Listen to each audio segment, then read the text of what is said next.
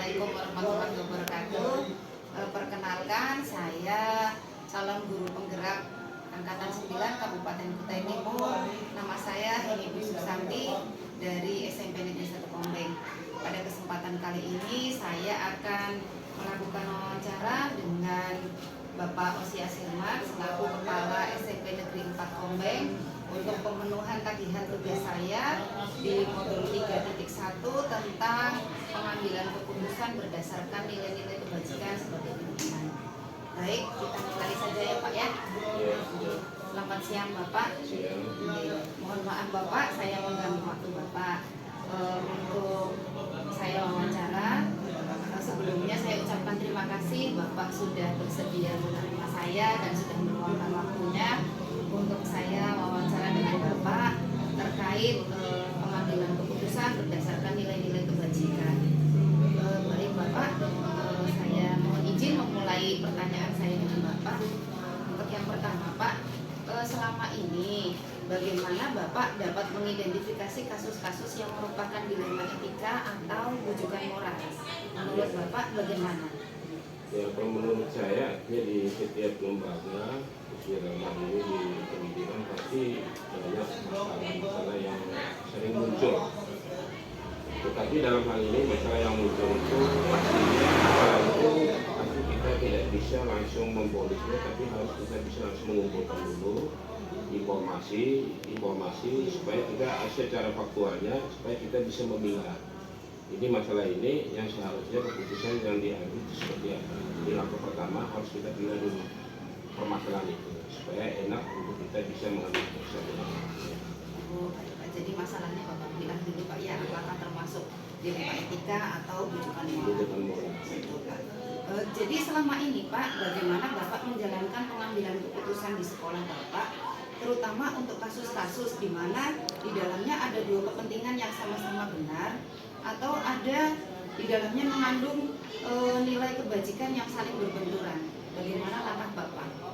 Ya, artinya di secara organisasi di sekolah itu kan bukan hanya saya sendiri. Yang jelas di bawahnya saya pasti ada kesiswaan, ada wakil saya, di atasnya saya yang sebagai pembina saya itu adalah komite. Tentunya semua masalah yang ada untuk saya mengambil keputusan supaya jangan sampai fatal. Saya kembali harus berembuk dan mengevaluasi dengan mereka sehingga mereka juga tahu untuk persoalan itu seperti apa, sehingga nantinya kalau di dalam pengambilan keputusan jadi ambil keputusan oleh saya, akhirnya itu sudah terpilah dan itu saya sudah konfirmasikan dengan mereka. Dan apabila permasalahan itu kalau seandainya tidak bisa diatasi di sekolah, tentunya langkah selanjutnya kami akan berdampingan dengan pihak komite untuk pengambilan keputusan itu untuk selanjutnya seperti apa. Baik Pak, jadi melibatkan pihak lain Pak ya, tidak serta-merta Bapak ambil keputusan sendiri. Baik Pak, jadi langkah-langkah atau prosedur seperti apa Pak nanti yang Bapak lakukan ketika Bapak mengambil keputusan untuk sebuah kasus yang terjadi di sekolah Bapak? Prosedurnya bagaimana? Ya, langkahnya ini tentunya permasalahan yang muncul kalau seandainya di dalam sekolah pasti kita harus mengidentifikasi, kita juga melihat, harus mendatangi proses di lapangannya seperti apa. Jadi kita juga harus melihat bagaimana di lapangannya harus turun. Yang kedua, kalau kita sudah di lapangan, tentunya kita juga harus mewawancarai supaya kita bisa menggali atau melihat sumber permasalahan ini seperti apa.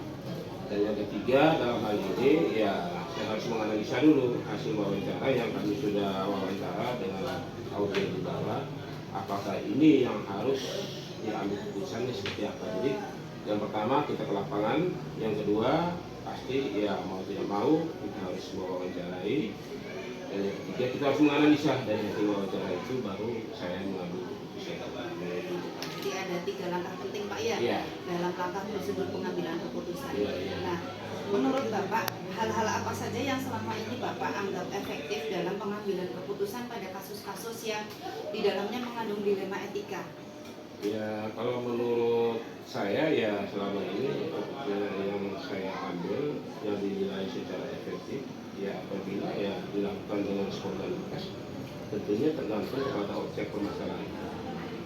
Dan di dalam objek permasalahan itu kita harus juga bisa bilang apakah ini saya yang harus mengambil keputusan, apakah atau tidak, apakah yang saya serahkan ke wakil saya atau tidak, permasalahan ini dilempar ke kesiswaan atau di guru yang dianggap senior untuk menyelesaikan. Jadi kita mau tidak mau ya harus bisa memanggil dulu ya pihak-pihak seperti wakil kepala sekolah, kesiswaan, dan guru senior supaya kita bisa tumbuh kasusnya ini seperti apa dari hasil pengamatan analisis yang kita sudah lakukan tadi.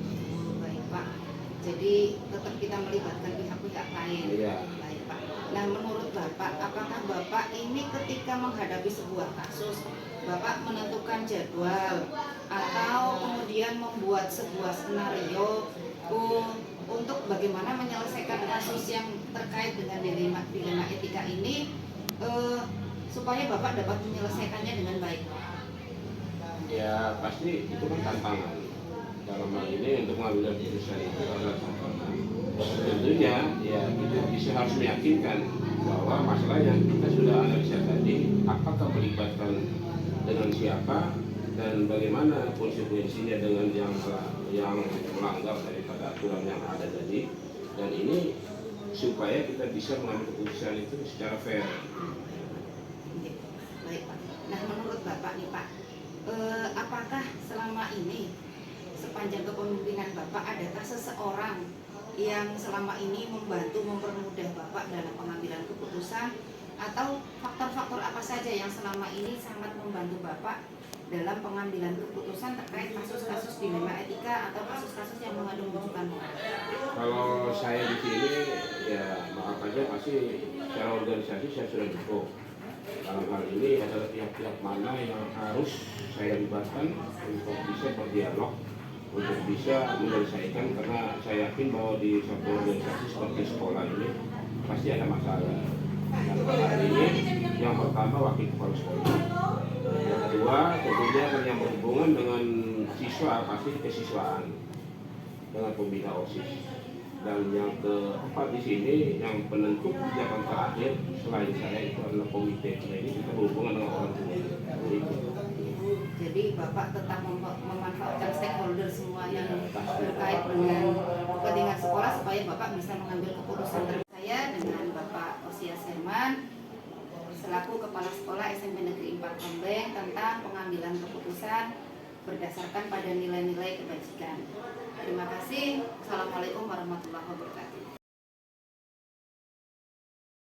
Assalamualaikum warahmatullahi wabarakatuh. Sebelumnya izinkan saya memperkenalkan diri terlebih dahulu sebelum wawancara ini dimulai. Nama saya Heni Dwi Susanti.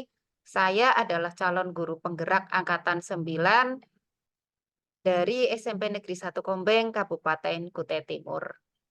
Pada kesempatan kali ini saya akan melakukan wawancara dengan salah satu kepala sekolah, yaitu Kepala SMA Negeri 1 Bogusang. Beliau adalah Bapak Gunadi SPD. Dalam hal ini saya akan wawancara beliau terkait tentang pengambilan kebijakan berdasarkan nilai-nilai kebajikan sebagai pemimpin pembelajar. Baik, Pak Gunadi, sebelumnya saya ucapkan terima kasih Bapak sudah meluangkan waktu dan bersedia saya wawancara. Ya. Oke, saya mulai saja Pak ya. Baik Pak. Baik, mulai. Oke, baik Pak. Yang akan saya tanyakan Pak, pertama, selama ini bagaimana Bapak dapat mengidentifikasi kasus-kasus yang terjadi di sekolah Bapak? Apakah kasus tersebut merupakan dilema etika atau kasus itu adalah sebuah bujukan moral? Itu bagaimana Pak? Baik, terima kasih. Saya mulai dulu dari awal ya. Sebuah lembaga dimanapun tempatnya, seberapapun besarnya, yang namanya tantangan atau masalah itu mesti ada. Dan perlu saya garisbawahi kembali, setiap lembaga itu jangan pernah kita menyampaikan bahwa itu masalah, tapi sebutlah tantangan. Karena kalau kita menghadapi masalah yang muncul bukan pemecahan, tapi bagaimana cara memusnahkan. Sedang kita sebenarnya yang ada di depan kita tuh semuanya adalah tantangan kita bagaimana cara kita menyikapi. Nah, di sebuah sekolah itu ya kita memang banyak ya di sana muncul dilema etika maupun moral. Tapi cara kita menyikapi itu sebagai seorang pemimpin satuan pendidikan itu karena kita yang ditengahi, yang kita bawahi itu bukan barang ya, kita adalah individu manusia dan mengimbasnya juga ke manusia. Maka kita harus melakukan identifikasinya itu lebih mendalam, terutama seandainya kasus-kasus berupa dilema etika maupun juga moral. Kita harus pertama, seandainya masalahnya apa, kita harus identifikasi. Contoh misalnya kasus pemukulan terhadap siswa, misalnya. Kita harus melakukan identifikasi siapa yang melakukan, mengapa sampai melakukan pemukulan, apa masalahnya, apakah benar seperti kejadiannya. Jadi misalnya guru ya nanti tanyakan dengan guru wali kelasnya, seperti apa kronologinya, tanyakan dengan guru BK-nya seperti apa, kemudian perlu tanyakan dengan para siswanya, ditanyakan seperti apa kejadiannya. Kita jangan hanya mengambil satu pihak, tapi dari semua pihak harus kita ambil sumbernya, seperti apa kejadiannya. Kita himpun, kemudian kita tentukan, nah ternyata ini. Nah baru kita mengambil keputusan. Karena sebuah kejadian itu tidak bisa kita mengambil sepihak. Jadi visi A, visi B tidak bisa. Harus benar-benar memang memakan waktu lama ya, tapi itu hasilnya maksimal. Dan nanti akan muncul, pemimpin otoriter, pemimpin memihak. Nah, kalau kita sudah melakukan itu, saya rasa pemimpinnya. Demikian. Oke, baik Pak, terima kasih. Untuk selanjutnya Pak, selama ini Pak, bagaimana Bapak menjalankan pengambilan keputusan di sekolah Bapak, terutama untuk kasus-kasus di mana di dalamnya ada dua kepentingan yang sama-sama benar atau sama-sama mengandung unsur kebajikan, Pak. Itu bagaimana langkah Bapak? Ya, yang pertama adalah saya harus lebih mengutamakan mana yang prioritas. Nah, kalau sama-sama itu bagus ya kita harus cari yang paling bagus. Ya, kan begitu. Jadi hal sesuatu itu di antara yang 5 yang bagus pasti ada yang paling bagus. Kita tidak hanya mengambil serampangan, tidak, kita harus identifikasi, dicek nanti imbasnya seperti apa, dan bagaimana nanti kalau kita diambil ini. Nanti untuk kedepannya seperti apa, itu perlu dikaji ya. Memang waktunya ya tidak hanya sebentar, cukup lama, tapi itu yang harus dilakukan. Sebagai pemimpin ya harus seperti itu, mengkaji dan mengkaji. Kolaborasi, diskusi yang itu dilakukan. Karena sekolah ini kan sekolah yang memang harus membutuhkan hal yang demikian. Itu kira-kira. Oke, baik Pak. Nah, langkah-langkah atau prosedur seperti apa yang Bapak biasanya lakukan ketika Bapak mengambil sebuah kasus yang di dalamnya ada dilema etika? Itu prosedurnya seperti apa, Pak? Yang pertama saya biasanya akan memprioritaskan kepentingan orang banyak ya. Contoh misalnya yang berhubungan kasus dengan masyarakat anak dengan sekolah. Saya akan memprioritaskan kepentingan orang. Karena yang utama itu adalah bagaimana supaya murid itu terlayani. Jangan sampai misalnya contoh ada guru yang izin karena apa, kemudian saya mengizinkan. Ya, kalau memang itu akhirnya akan membahayakan hak-haknya murid, ya saya akan memberikan tidak boleh izin, atau mungkin saya mencari pengganti supaya anak terlayani. Jadi tetap saya memprioritaskan adalah hak-hak murid. Karena sekarang kita kan guru merdeka itu harus murid, jangan sampai kesampingkan. Oke, berarti benar-benar mengutamakan keberpihakan kepada murid, Pak ya. Oke. Betul. Nah, iya. Menurut Bapak, hal-hal apa saja yang menurut Bapak selama ini dianggap paling efektif ketika Bapak mengambil sebuah keputusan pada kasus-kasus dilema etika? Dan apa tantangannya ketika Bapak harus mengambil keputusan tersebut?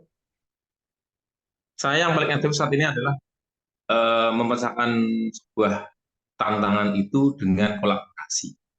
Jadi sebelum saya ikut GP itu memang kadang-kadang ya kita semampunya ya, pokoknya kita yang penting selesai. Tapi kalau setelah kita mempelajari ilmu ini memang luar biasa. Jadi kolaborasi, diskusi itu yang utama. Kita tidak bisa hanya sekedar melihat dari satu sisi. Benar-benar itu yang utama, kolaborasi. Kolaborasi banyak ya, dengan masyarakat, dengan siswa, dengan guru, dengan waka, dengan TU, itu benar-benar dilakukan. Nah, kemudian dari yang kedua apa pertanyaannya yang Tantangan, kedua? Pak. Tantangan yang Bapak hadapi. Tantangannya itu memerlukan waktu yang lama, tapi hasilnya memuaskan gitu. Kalau kita perlu ngomong dengan ini, ngobrol dengan itu, bahkan dengan masyarakat, memang lama, tapi kedepannya hasilnya memuaskan. Artinya pihak lain tidak menyalahkan ini kurang puas, tidak ada, karena kita benar-benar mengedepankan bersama. Begitu. Oke. Baik, Pak. Apakah selama ini ada seseorang atau faktor-faktor yang selama ini mempermudah atau membantu Bapak dalam mengambil sebuah keputusan ketika Bapak harus memutuskan sebuah kasus dilema etika atau bujukan moral?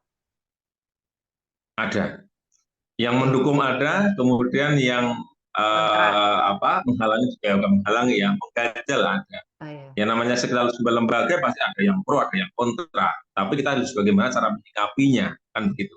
Jangan sampai yang kontra kemudian kita kesingan, tidak, karena dia belum membuka diri, makanya masih seperti itu. Atau mungkin yang mendukung dan kita berikan spesial, bukan. Siapa tahu nanti sebenarnya ada sesuatu, kita harus sama-sama diberikan peluang. Oke. Baik, Pak. Nah, ketika Bapak memutuskan sebuah kasus dilema etika, apakah Bapak ketika mengambil langkah-langkah misalnya kolaborasi, kemudian berdiskusi dengan pihak-pihak terkait di sekolah, apakah Bapak membuat sebuah jadwal khusus atau istilahnya kondisional saja ketika memang hal-hal itu harus segera Bapak putuskan gitu, Pak?